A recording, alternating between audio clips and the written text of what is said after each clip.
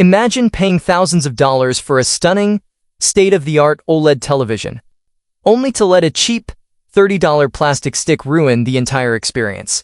It sounds crazy, right? But millions of people do it every single day without even realizing it. They buy the best screen possible, plug in a subpar streaming device, and completely choke their home theater's potential. Today, we are tearing down the walls of the streaming wars to look at the undisputed king of premium entertainment, the Apple TV 4K. But this isn't your average, boring tech review. We aren't just going to list off specifications you can read on a website.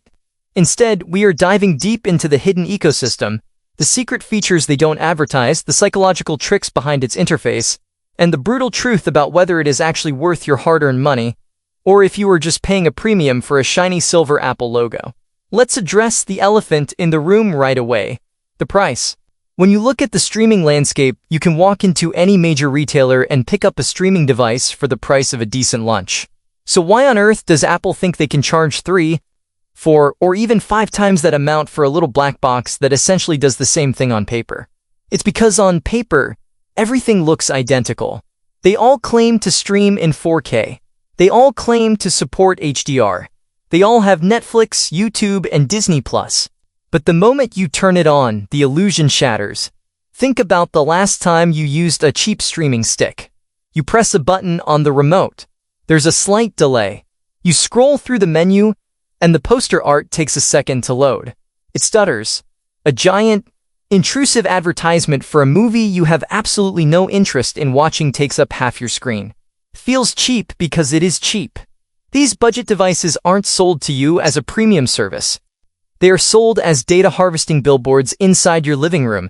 They make their money by tracking your habits and shoving ads in your face. Apple's business model is fundamentally different. You pay a premium upfront so that you are the customer, not the product. When you boot up the Apple TV 4K, the first thing that hits you is the absolute purity of the user interface.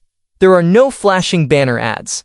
There are no sponsored recommendations forcing you to scroll past junk just to find your watch list. It is clean, minimalist, and blindingly fast. This speed isn't an accident. Inside this tiny box is a literal smartphone processor, the kind of silicon designed to handle heavy mobile gaming and intensive multitasking. Putting a chip like that into a streaming box is like putting a rocket engine inside a golf cart. It is complete, beautiful overkill. Because of that horsepower, navigating the interface feels like butter. Apps open instantly. Swiping through menus feels completely fluid.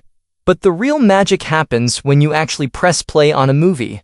On lesser devices, when you launch a 4K Dolby Vision stream, there is often a moment of hesitation. The screen goes black, the audio cuts out, and your TV frantically tries to adjust its frame rate and color space to match the content. It's an annoying artifact called a HDMI handshake bonk. The Apple TV handles this with a feature called Match Frame Rate and Match Dynamic Range. It forces the hardware to communicate perfectly with your television's panel, ensuring that you see exactly